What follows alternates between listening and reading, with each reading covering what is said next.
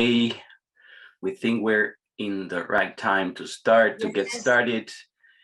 Good morning, everybody. This is Joaquin Triandafilide. I'm an education and neuroscience specialist speaking on behalf of the organizing committee. Good morning, Tatiana. How are you?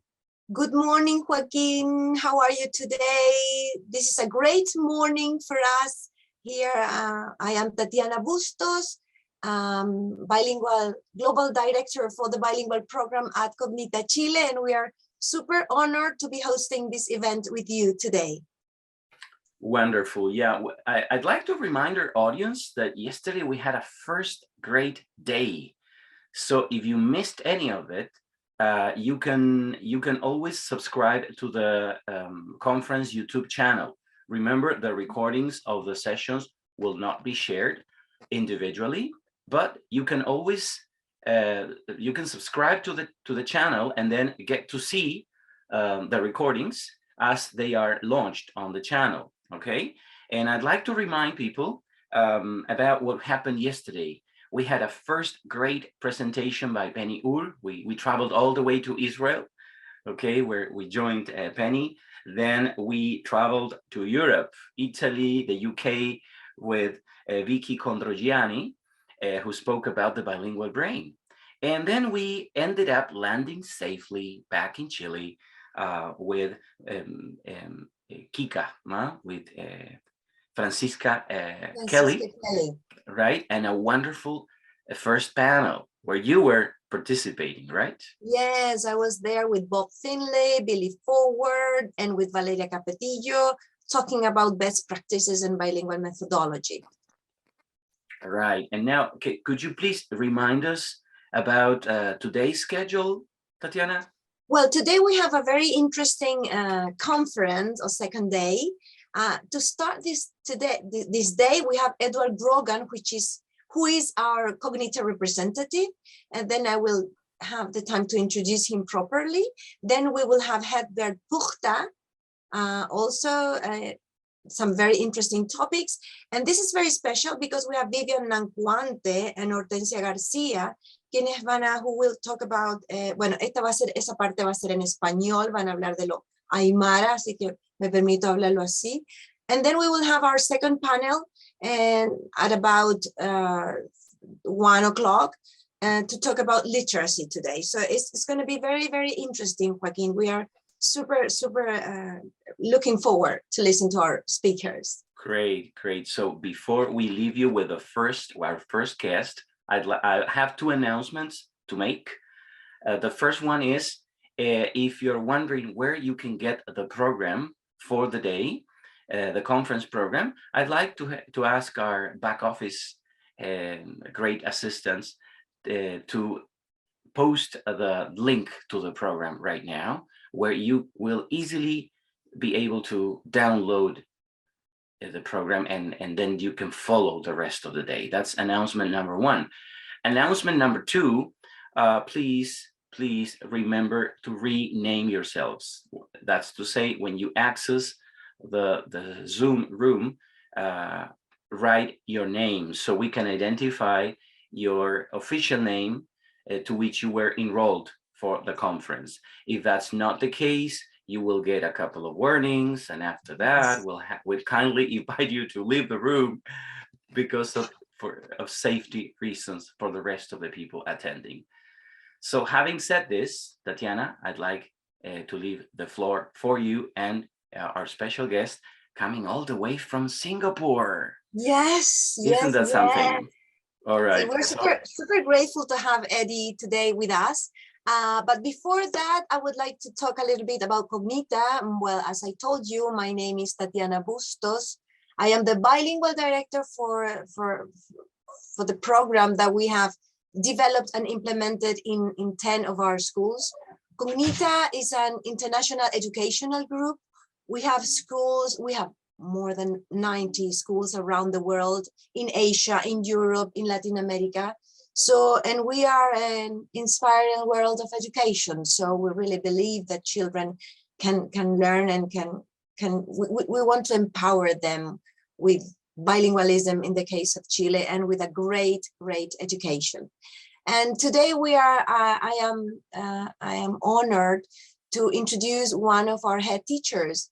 He is from Singapore, so let me tell you a little bit about Edward Groughan. Dr. Eddie Groughan is an experienced educator. He has been a principal at 5 schools across 3 countries. In his academic endeavors, Eddie holds a doctoral degree on the Great War. His university association includes the position of associate professor, leading the Masters of Educational Leadership program at the Australian Catholic University. Eddie is working now in Singapore, but he's from Australia. Beyond schools and formal education, Eddie has been a Hawaiian Ironman, competed in a number of interesting endurance events, and at first grade rugby player for the Gordon Club in Sydney. He believes that learning is a means to self-fulfillment. And Eddie was a late starter to study beyond school, gaining a diploma of physical education at the age of 30, before progressing to a doctorate over the 14 years. So Eddie, for us, is an honor to have you here. So I would like to listen to you before I give you I tell you that the floor is yours. Hello, Eddie, welcome. Hola, gracias por asistir a mi presentación, Tatiana. Mi tema a petición irresistible de Tatiana Pregunta. Gracias. Well, Eddie is learning Spanish. He loves our country and he wants to come. You even told me that you would like to come to live to Chile in a moment. Yes, I'm hoping to be in Puerto Varas at Christmas, Tatiana. Yeah, okay, Eddie. So the floor is yours. So I will turn my camera off and share the presentation, okay? Gracias. Oh, good morning, everyone, and thank you very much, Tatiana and Joaquin, for the kind words and the introduction. So greatly appreciated the time to be here this morning, and I hope I can offer something around the theme for today. So as you'll notice in my presentation, I have a provocation from Tatiana, which is in the next slide, which just asks, or she asked me, how students who don't speak English can adapt to international contexts where English is the means of instruction through a solid support program given by the school. So the challenge is set responsibly high, and I'm hoping I can fulfill her expectations this morning. Consequently, accepting that to communicate in a language other than your own, as I'm partly showing you this morning, is a brave, reckless, and sometimes fraught exercise for a presenter, let alone for a young student within a new school. I believe that Lillian Turi introduced the first conference for 2020 by encouraging conversation on bilingual education. And she hoped there'd be many more conferences. So it is a great privilege for me to be here this morning in the third of these such conferences, because as I think we'd all understand and appreciate, the world is increasingly complex, and in the world of education is the outreach of communication, which enables all people to speak, you know, if not common languages, at least have an appreciation of languages in the context of others. In my next slide, you'll notice that there is the context in which I have the great good fortune to be working at present. And you can see it's a very, very green, lush campus that I work upon. I'm currently the head at this particular school, as Tatiana mentioned, the Australian International School in Singapore. And you'll notice in my presentation, I'm still learning a great deal. I'm a late starter to learning and to education, as Tatiana said. So I think my shortcomings will be very much shown this morning, but I'm still continuing to learn, and that's the exercise and the great insight that I wish to give. In my current school, there are 2,300 students, and they come from 50 different nationalities. And while English is the medium of instruction, there's Chinese, Spanish, Indonesian and French are all taught in the timetable, alongside about another half a dozen languages as well. Understandably, there is a significant instructional support to assist students, and we continue to look at what today will be for us in terms of, perhaps I'll just talk in broad terms, rather than go into very, very specific details of what we do. But if people have an inquiry, then certainly can give a bit more detail on that. As a personal introduction, my connection to Chile, as Tatiana mentioned, came from pretty much a life-changing experience. A number of years ago, I was on the Atacama Desert, and it was pre-COVID times. I woke at 2 a.m. in the morning, and a story of 22 chapters came to mind, and that became a novel called The Desert's Daughters. The story involves an Atacama girl set in 1535, the year before the Spanish arrived on the desert. And in writing the novel that will be published later this year, I had to learn a sufficient amount of Spanish and Atacaman so that I could try to explain the world of the character Kiki and the other characters in the story. And I'm grateful then on many levels to be able to speak today. And my affection from Chile is obviously unbridled. Nonetheless, I know that a number of you, I commence with an apology for any Spanish I use, Tatiana particularly. And if any of Marcos or Carmen or Hector or Rosa are in the audience, my apologies in advance. So with gratitude to each of the people I mentioned, for all those that are listening to me this morning, I've been provided with this enormous opportunity to speak in a language that I try to continue to understand, to make sure I'm a bilingual learner, if not multilingual. And I believe that it all comes around from personal relationships that are drivers for communication, and therefore languages in whatever form they might take. So for me, if they're going to be things that drive language together, there are things like aliento, paciencia, interés, calidez, propósito y tiempo. Accordingly, my cause is to show that my English proficiency acquired in an English medium for learning school requires understanding that no matter the language, communication between people is indelibly linked to relationships guiding learning to share life with others. And in my next slide, I think there is a reference to this as being very important. We can all have contact between languages. There can be English and there can be Spanish, there can be Mandarin, there's any number of forms in which we can speak. However, for me, the most driving force is that it's about the contact between speakers of languages. And I think that's the critical thing for me as a person who continues to be a lifelong learner, but wishes the world I'm in to be a better place.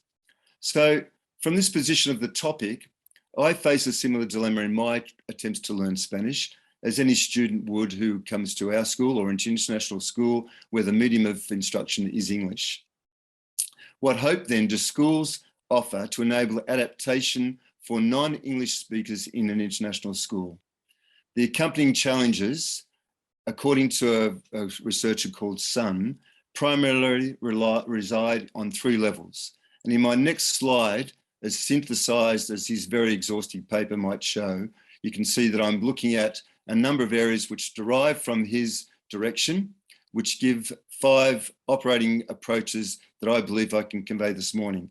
Sun's perspective was that new learners of English, and perhaps all languages other than their own, experience learning barriers with language. They also have differences in their learning experiences, and the great context, which is this relational aspect which I talk about, is the socio and emotional world in which we all operate in. So learning a language framed in those 3 areas leads me to have 5 approaches that I wish to talk about this morning. In my novel, the Atacamenos girl has an accompanying female character in the storyline. Mia Chavez is a 3rd-generation Australian of Chilean ancestry. She's an archaeologist and her time zone is 2018. She travels to Chile to better understand her ancestry. She too experiences language barriers, difficulties in weaving together the artifacts of 1535 and understanding the social context of pre-Spanish times. If that is not a recipe for any new learner arriving at a school, no matter where they are in the world, then I think there's a great cake to be made from that. As the researcher's Sun further explained in his 3 paradigms, there are cognitive factors at hand where motivation, purposeful activity, and creative tasks promote learning and language acquisition. In the contemporary character of my novel and in my own storytelling, there are tangible demonstrations to support Sun's assumptions. In effect, the individual is preeminent, the relationships are singular, and language is the power of one. I'm certain that everyone in this audience of multilinguists has arrived at their language dexterity differently than anyone else. Each of us has acquisitions that are generated by unique and individual factors. For me, largely, my desire to tell a story authentic to the setting of the Atacama Desert inspired me. Each of us would have a story worthy of sharing. Beyond any of us, for educational institutions, the challenges from a systemic obligation are more complex. Bewilderingly, the necessity is an attempt to capture a wider deviation of individual proclivities or interests within innumerable constraints. In the next slide, you'll see that these philosophical sentiments that I've talked about come through in Sun's 3 captured areas. And in the next slide again, you'll see that the way we apply that in our concept in a Singaporean setting, there is a specific emphasis on multilingualism as being the cornerstone for what we do. In the setting of Singapore, we have emotional needs, scholarly needs, and linguistic needs, very similar to Sun's advocacy for new learners, which then lead us from a foundation of a philosophical approach, which then enables us to give the best outcome for students in our school. When we consider that there are 5,000 languages on Earth, I can only think how we can somehow manage to retain these languages, which have been communication places for peoples over millennium, to make sure that we don't lose that uniqueness of the conceptual learning that we all share. And I think in my Atacaman world, I find there's about 500 words that are still retained in that language, which has enabled me to write a story in the modern age based on a culture that was evident in northern Chile for 500 years or so. So the acceptance of the concept of multilingualism is not just applied to the languages in which we live today, but there are languages throughout history which also served a purpose to give communication to people of all ages. So as the sands shift in my desert story to a climax, we arrive at my topic. And I wish to give some more detail to each of the 5 approaches, which starts with this first one, to give you an idea about how I think we can best look after new learners who are experiencing a challenging life in another country, particularly in an international setting in a school. The first necessity is the recognition that there is a mindset that's necessary to accept the concept of multilingualism. The English medium for many international schools may be seen to be fundamentally monolingual, with English as being the driving focus. However, the 5,000 languages that are on the world, which is on that slide that you see, indicate that while there are only 200 nation states in the world, it means there's a lot of scope for languages to be taught in many, many places to experience and to help people understand the context of other people.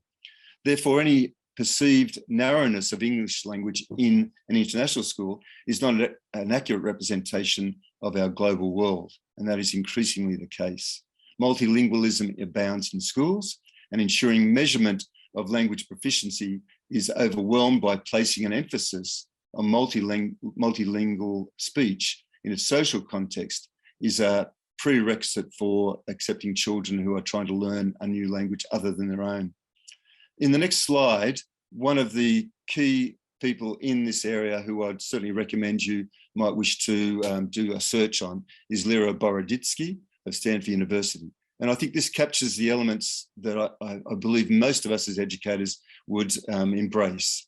She says that language is central to our experience of being human, and the languages we speak profoundly shape the way we think, the way we see the world, and the way we live our lives. In my story, I try to draw in 2 timelines where people think differently, see the world differently, and the way they live their lives. And I think that creates the great richness of any story, in the sense that we're looking at the lives of others through the context of their own lives.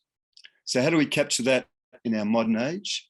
We capture that, in my view, through diversity of language, acceptance that we enhance communication by talking in different settings, and education in schools and universities and other educational institutions give us the chance to make the world a better place into the future. In a broad sweep, we might consider English language acquisition through students who are identified as learners of English in a number of settings. And if I could look at the next slide, you'll see that there is a hierarchy or an allocation of language identification through 4 forums that is used, at least in my setting and a number of other settings I've been in. And they all cover a sweep of identifying features about language. However, I don't think that the identification is the element that should drive what the intention is, which is why I spent a great deal of time just trying to build a foundation around why we should look at language in a greater sense rather than an outcome. The outcome is not necessarily the acquisition of language. The outcome is that we can communicate better. And I think that philosophical stance is very much a driving focus for me in particular. There is a quote by a fellow called Paradis who says, popular beliefs hold that migrant children in a host society learn a second language quicker, effortlessly, and with uniform outcomes, in contrast to migrant adults. The commentary is that this popular belief is a myth, and that therefore the synthesis of learning is as equally difficult and challenging as it is for a child as it is for an adult. And I think certainly in the setting I am in, where there's 24% of our students are from a Chinese background, I would have to say that would apply categorically. Therefore, there are 2 ways in my setting that we would approach assisting students to gain greater affinity with English language. And in my next slide, I look at a few of those to give an idea about how that might work. The first one is for emerging learners and using a basic interpersonal communication skills model or approach, which looks at the context of the child, tries to build in some of the cognitive elements into the learning. And then, as I said at the very, very start of my presentation, a degree of patience. And the outcome is to try to achieve listening and speaking, reading and writing as the consequences of those learnings. This usually applies to students who are new learners to the language, or perhaps up to 2 or 3 years, depending on how much they can put time into their learning. In the next slide, a slightly elevated approach to learning is through the cognitive academic language proficiency model. And again, this is usually applied to the learners who are in that 3 to 5 year period of their learning experiences with language. And that incorporates 3 elements, which are all intertwined in a sense. And they are all to do with this conceptual basis, to be able to speak in language that is a higher order component. And when I talk in a little while about language in terms of translation, then I think that that point will become a bit more clear. But again, this is probably where someone like myself is hopefully progressing to. And I'm reasonably good with some of the ideas with language, but the conceptual ideas to be able to have a really good, robust conversation are obviously not within my grasp at the moment, but I live in hope. If I can continue to the next slide, you'll see that there is outcomes for a world of bilingual speakers. And I think they'd be self-evident for everyone as an educator in this room. Clearly that if you have a more than one language, then you're in a position that you give yourself in this complexity world that we're in, just to give yourself some global edge. You can traverse boundaries and nations quite comfortably. That I think most importantly, perhaps your cultural view is extended and you start to embrace and understand the lives of other people from their historical context and the world in which they've emerged. And then I think the most important thing, which is around teacher practice, to enable teachers to have the capabilities to enable them to change the lives of the students that are under their care. And I think without that foundation of significant emphasis on teaching, curriculum, pedagogy, and the desire for children to learn in a greater context, I think we struggle in a school setting, particularly in relation to language. For all those learners that fit into the CALP world, there is a real emphasis on the maturation of the students in terms of language proficiency. And again, I think the great driver for this gives aspects of this social context. So from my experiences in having been to Chile 3 times, then I think I understand to some extent the cultural world of Chile, and that gives me a chance to really embrace the language with greater motivation, because I've seen the culture, I've seen the world I like to be able to communicate in more effectively. And I think that's a really important element to make in all of this. So these conceptual models that are talked about through CALP are ones that are generated over time, and it's not a quick fix. So I don't think you can take children in, really around 15 or 16 years of age and have them effectively meeting the needs of a curriculum. You wish to have a longer lead time to enable them to be more successful within that. If I can just move to the next slide, if I could. I'd like to now spend a bit of time on the second approach to or to talk to you about. And this really runs on from the first approach that I've talked about. And this is this notion of translanguaging. And I think it's captured really well by Lukic, who says that holistic linguistic repertoires are the basis for translanguaging. And I think I'll be able to show you to some extent how that may pan out in the context of the presentation I'm giving today. If I look at translanguaging, it's the essence of trying to assist students and just, I think, try to divorce translanguaging from translation, because I think in past approaches, and I'm asking forgiveness for anyone in the room who spends a lot of time in this area, because I have some naivety here, but if I approach translanguaging, then I believe that we're looking at the communication skills necessary that draw a lot from a cultural and a background of context, rather than a simple translation of words from one to another. So therefore, in a simplistic form, translation of words evidences impairment as I see it, because converting one word to another word in another language ignores all the cultural associations that a given word may hold for a speaker of a mother tongue. And furthermore, this limiting approach to promoting language acquisition has a traditional replacement of one word, which is just replicated as another word. And I think the context of meaning can be lost in that translation. If I can just may go to the next slide, just to give some more background to my concepts. And the value of translanguaging is given through these 3 ideas. And I know, some of us have the good fortune to be bilingual. Some people have multiple languages in which they do. So the value of that is something that drives me, even though I'm very far away from being bilingual, but it's still a great asset that I wish I could value even more by learning more in my own living. And then to take advantage of first language literacy. So allowing the context to come through, which enables then the transference of concepts between languages. And I think that slide perhaps captures that. Furthermore, through translanguaging, the approach to teaching a student's learning may be advanced, as the next slide shows, through 6 stages, which maybe leads a bit more into the nuances of classroom settings. So as you'll see in the next slide, I've just tried to put this into a form that may be a bit more oriented towards school teaching. So apologies if I just talk this through in this length. The importance of translanguaging through a conceptual approach is evident in these 6 stages that I've developed. And so first of all, a teacher may announce a topic, and students may be at some very much introductory period, whether it's that BICS identifier for their language.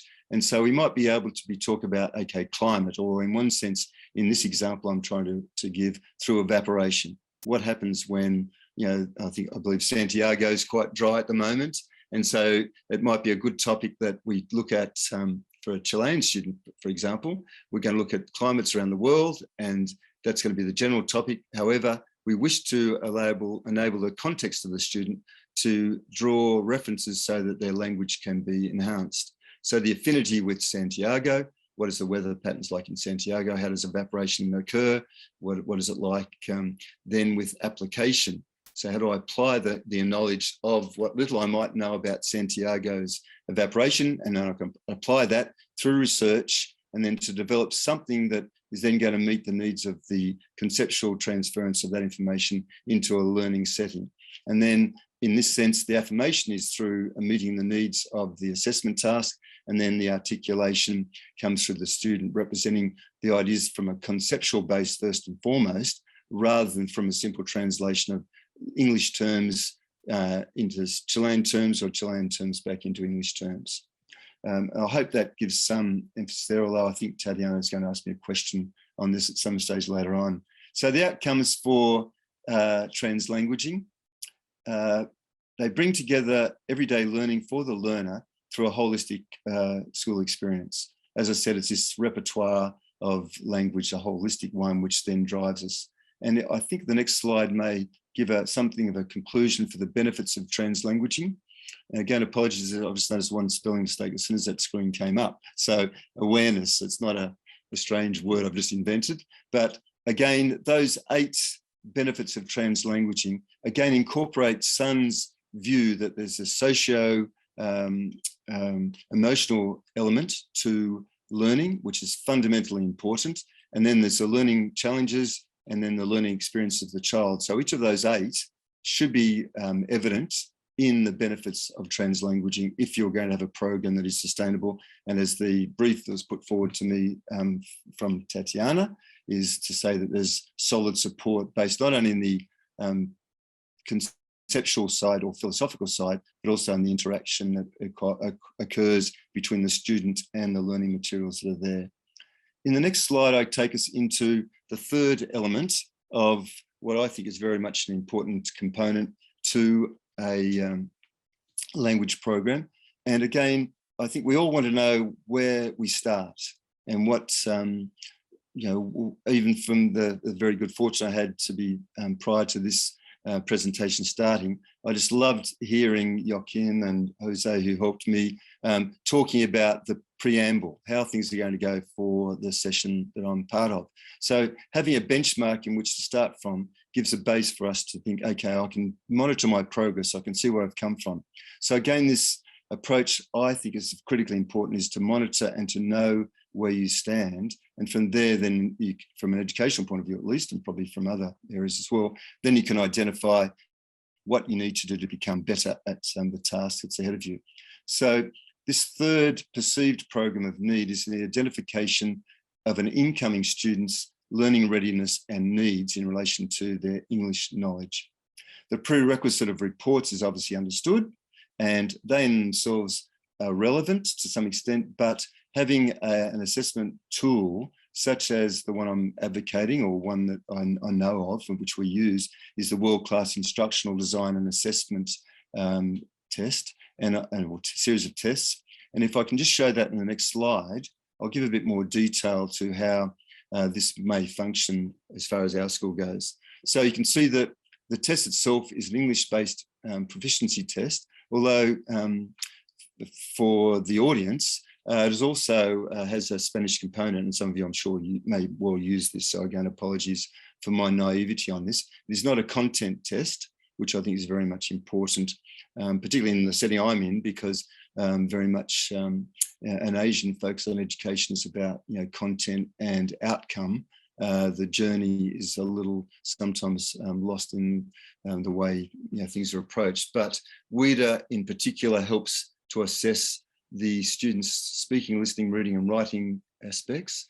And you can see this in the bottom part of that slide. We have a whole range of different programs that capture students in different pathways within their you know, BICS elements of what they might be doing as far as language learning goes, or it could well be down that CALP component where they're looking at English as their first language in years 7 to 12, but they've progressed there through a series of learnings over 3 to 5 years that might occur. So we have a very much many different pathways within our school, which does require a great deal of resourcing to make sure that occurs. And again, as I mentioned at the outset, we do have 50 different nationalities, and lots of kids from very, very many different backgrounds. So you can apply these elements to some of these other language students as they arrive at the school. Interestingly, WIDA has 500 schools worldwide that use their assessment tool, and I think that serves a purpose to validate some of the outcomes that we tend to achieve. In my Singapore setting, it provides a standards approach to the progression of learning once a child starts at the school, and we do this periodically, so that will come through in their reports and their assessments over time to see how they might progressing.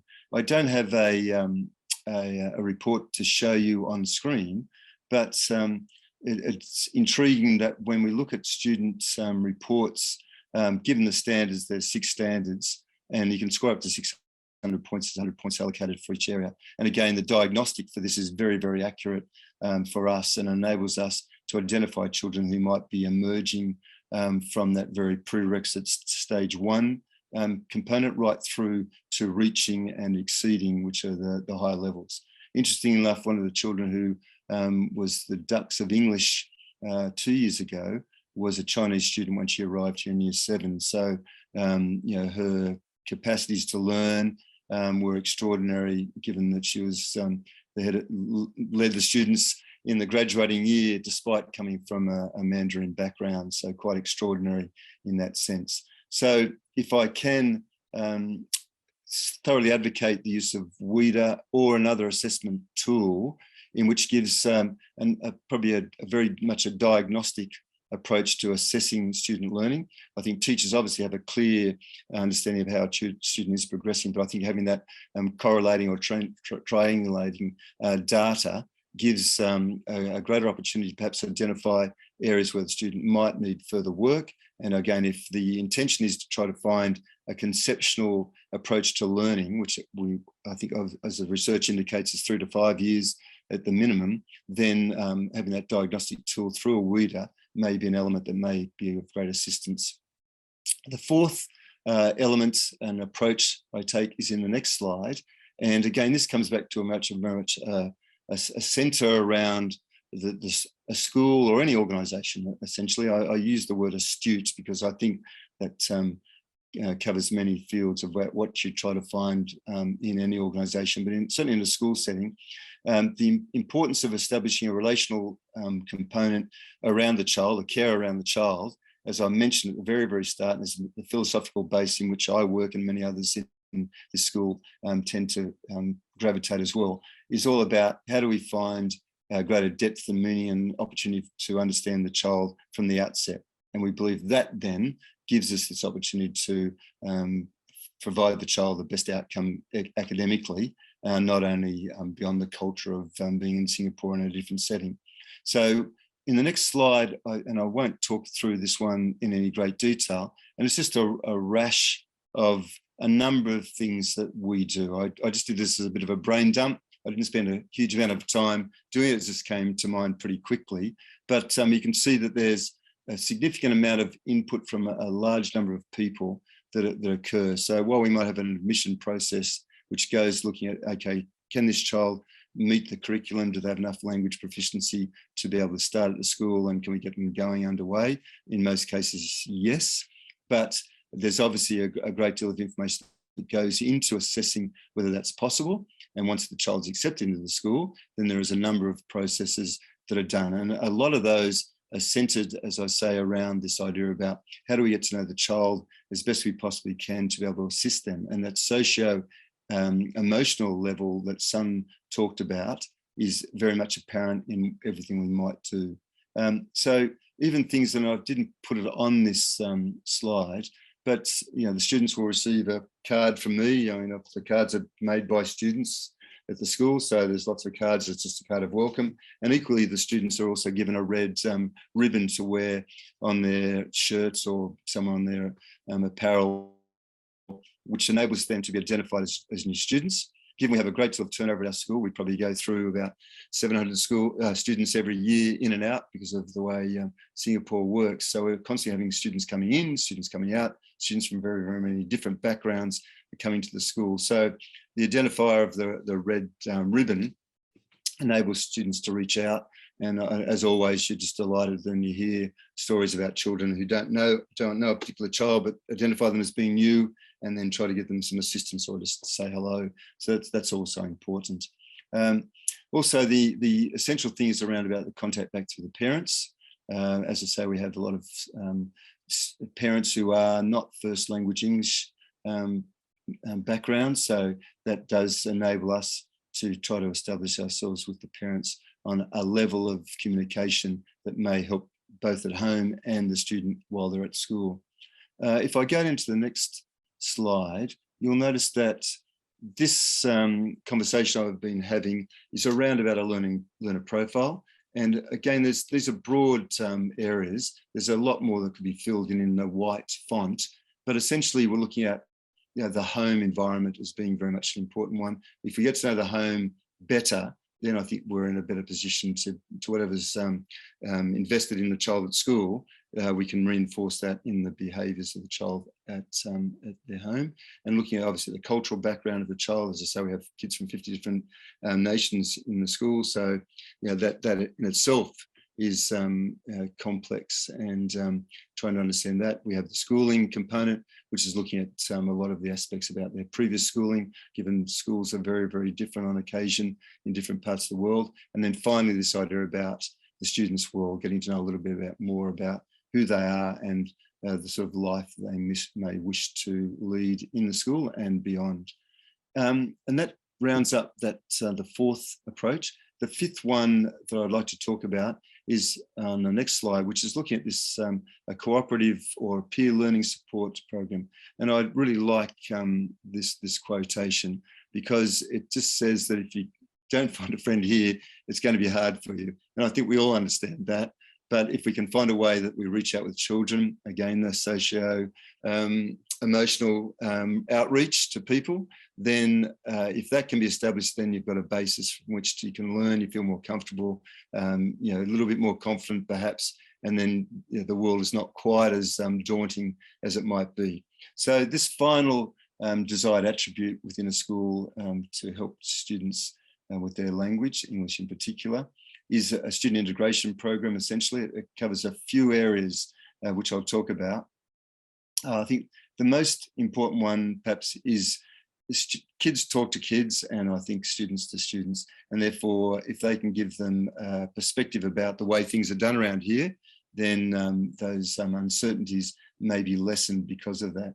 And I think the importance about the interaction has many, many benefits, particularly in a school classroom setting, but perhaps even more so where language can be learnt beyond the classroom. So the formalities of learning in a classroom setting can be sometimes overcome by learning language in the playground or language in the sporting field, whatever it might be. So I'm a great advocate for this component. There's a terrific quotation. There's a paper that accompanies this, which Tatiana will kindly give out at some stage in the next few days. And the quote, I think this is a Spanish author too, the results are generally indicative that cooperative learning promotes an academically and personally supportive classroom and maximises positive independence and achievement amongst learners.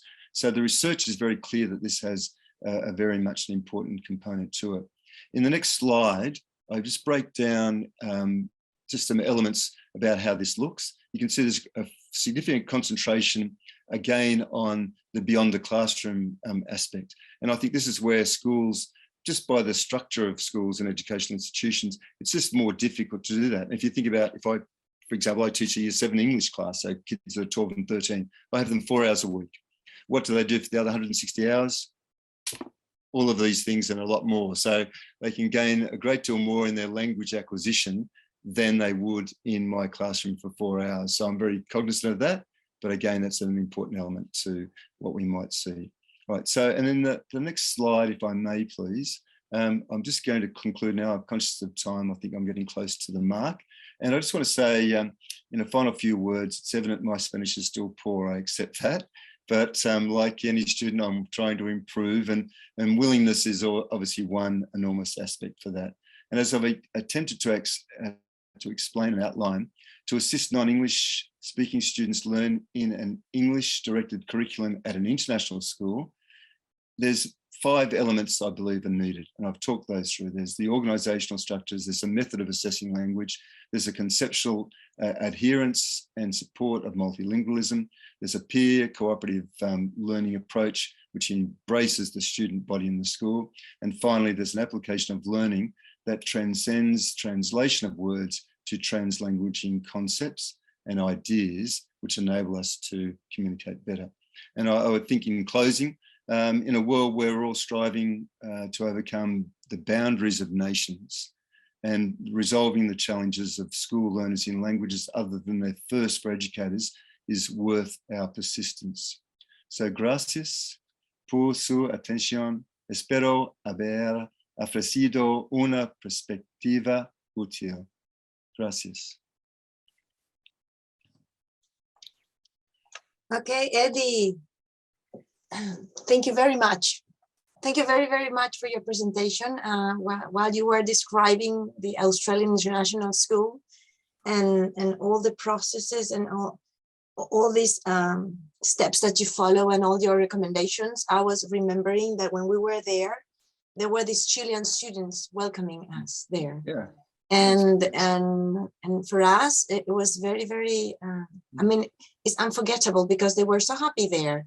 They were feeling at home and they were able to use the language in a way that we couldn't believe.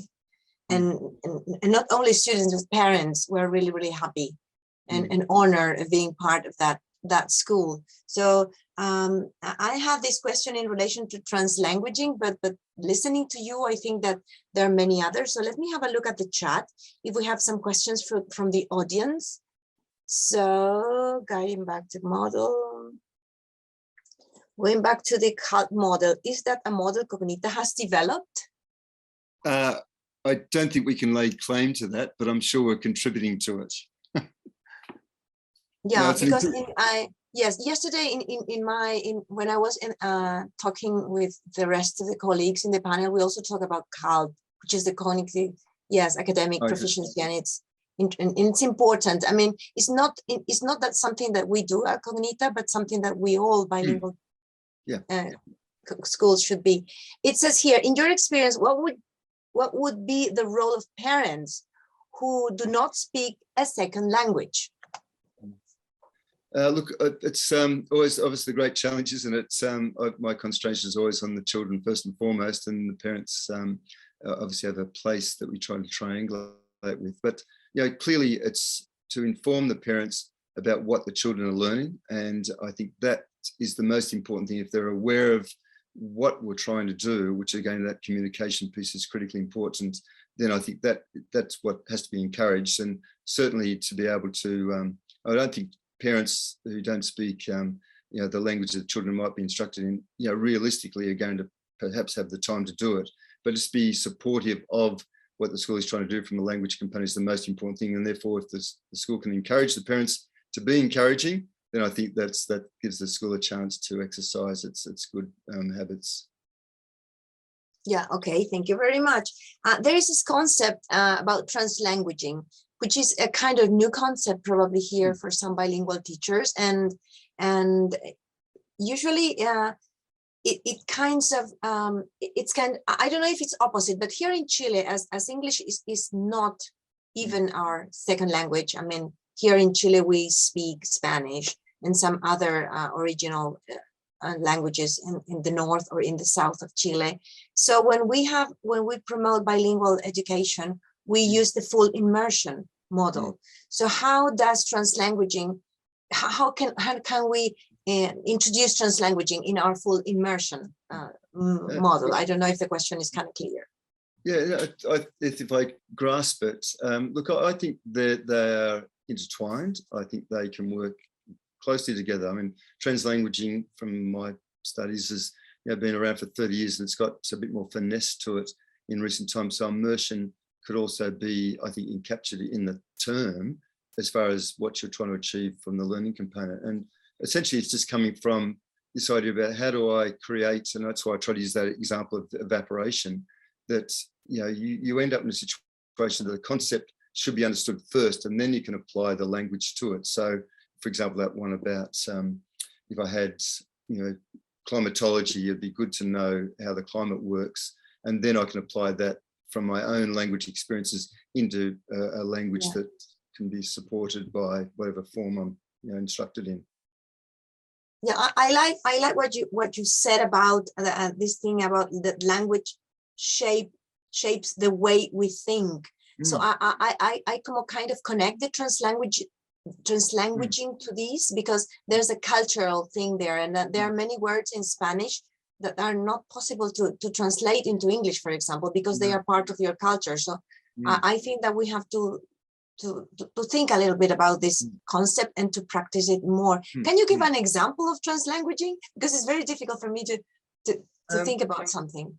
Well, maybe if I used evaporation, the other one you possibly could use would be, say, digestion. I mean, everyone's probably getting hungry as I'm talking. So I think maybe if you look at how digestion might work, I mean, everyone in the room will be familiar that, you eat food and it goes through a process and then you let it leave your body. But if I'm looking at that from this translanguaging component, I would encourage the children to understand that in their own language. How do you explain that in Spanish or Mandarin or French, whatever it might be? How does that work for you? And then from there, that's the concept of how it works. And then you apply that with support from the teacher saying, okay, these are the English terms, which will then correspond to what you might be learning from or what you would know from your own language, and then to be able to produce that in an English setting. So there is this conceptual basis first, understand the concept, understand how it works for you in your native language, with your own context, and then to be able to explain that in your expression, which is like me trying to explain the world of the character in my book. Same. I'm trying to interpret her world and then put that into some common words if I can. Well, someone is asking about WIDA here, and if it's similar to Cambridge. Yeah, very similar. I think I've put the in the paper that you'll kindly send out, there's a link there and people can go directly to the link, or they could do a quick search for it as well. So as I say, I think the most important thing is just to have an instrument to measure. That's the key. So whatever it is, I mean, Cambridge obviously is going to be terrific, but it's just as long as there's an element for this. I mean, that's the key for it, I believe. Yeah, in Chile, we are more like used to the UK or the European assessment systems, and I know that in Asia you are more connected probably to that. I think that is with a North American. I don't remember. Correct. Yeah, correct. North American, yes, comes from USA. There is this concept that you use that called my attention, which is the Strive teacher. Oh, yes, sir. Is this a special teacher that accompanies new students who don't speak English in school? Can you? Just the concept is quite nice. Yeah, it's a name. I mean, it's just a home room teacher. It is effectively. So it has its application to every school setting. Just it's a teacher that meets with the children each day to direct them. Yeah, so it's just a concept. Yeah, just okay, and probably one last question, if I don't see any other here, which is the difference between English as a second language and English as an additional language? Because in the Australian International School, I saw that you use the name, you use the acronym EAL. Yeah. It's just that they have other languages, so multilingual. It's because it's part of a multilingual approach. Yeah. They've got a few languages they can speak rather than just one. Okay. Yeah. Well, I don't know if there is any other questions from the audience. Well, meanwhile, Eddie, we're we feel super honored to have had the chance of having you here with us in this conference. It was a really interesting presentation, because it's interesting for us to see how a school in Singapore, an international school, which is super big and which offers great learning opportunities to our students, works, and how do you support students who don't speak language, and that happens everywhere around the world. So there's always a student that comes to the school and who is not really able to speak the language of instruction. So when we have there is someone there. Yeah, true, all true. No, thank you very much for allowing me to speak, Tatiana, and a great privilege to talk today.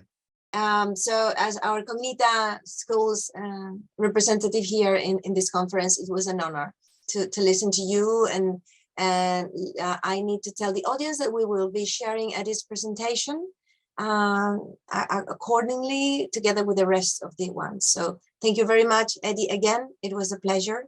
And thank you to the people that have been here with us listening to this presentation.